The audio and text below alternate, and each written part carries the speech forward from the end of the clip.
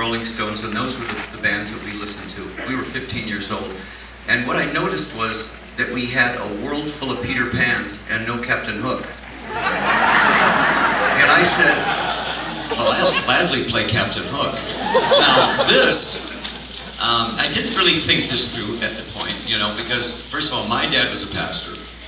My grandfather was an evangelist. Sheryl's dad is a pastor. We're both PKs. And I spent most of my time, you know, Wednesday nights, Friday nights, all day Sunday, and most of the weekends up on San Carlos Indian Reservation where my dad did missionary work. And so, I mean, I grew up in the church. I was the original, you know, prodigal son. So I grew up in the church, went as far away as I could, and then came back. So, I mean, it was one of those things where I saw everything I could see out there, and then was drawn back. And but when, you know, the idea of the Alice Cooper character has moved on from being just a shock rock thing. I think there's a lot more comedy in what we do now on stage.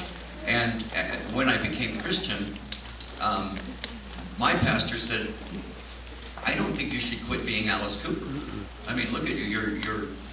You're in the camp of the Philistines.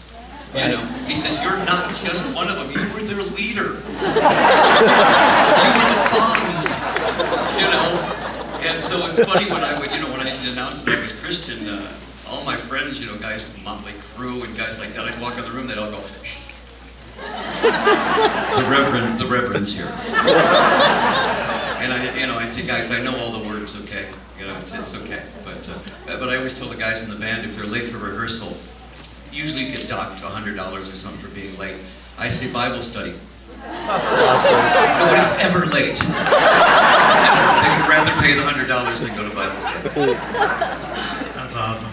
Hey, you mentioned the prodigal son, and we've talked a little bit about this, you know, at dinners and such. And I think it'd be interesting if you could share a little bit about the struggles you went through with addiction and sort of take us down that prodigal son path that you went on and how you came back. Well, you know, nobody ever starts out, you know, you start out going, I want to be in a rock band, and I want to get a big house, and I want to, you know, a Ferrari and a beautiful wife, and I want to be an alcoholic, and I want to... Wait a minute. Nobody ever says I want to be an alcoholic or a drug addict. But that's what's sidelined. I grew up in that generation where my big brothers and big sisters were Jimi Hendrix and Jim Morrison and people like that, and Janis Joplin. And so when we went to Los Angeles, the first people we met were those people. I had never had a beer before I went to Los Angeles. And the next thing I know, you know, I'm drinking a bottle of whiskey a day. And I had no idea that I had an addictive personality. I had no idea that I was an alcoholic, you know, until I was way into it. I just figured it was part of the lifestyle. You know, it was something I was supposed to do. And then it's too late. You're already deep in it. And it came to that one point where, you know, I got up one morning and threw up blood.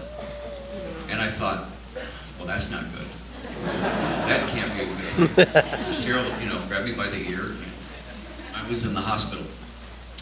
But the great thing about this was the fact that I went into the hospital as a classic alcoholic. When I came out of the hospital, I never once had a craving. I never once had one temptation to ever have a drink. And the doctors even said, this is the weirdest thing I've ever seen. That it's gone. You know, I never went to AA, never had a sponsor. And when people say, well, then you're a cured alcoholic, I go, no, I'm a healed alcoholic. And every single time, and they say, well, why do you say that? And I say, well, that's my opening. You know, I'm a healed alcoholic because they had prayer warriors, you know, that were praying for me. And for an alcoholic like myself, and I was a true alcoholic, I couldn't get up in the morning without having a drink. For it to be just gone is, even the doctor says that's an absolute miracle. So, you know.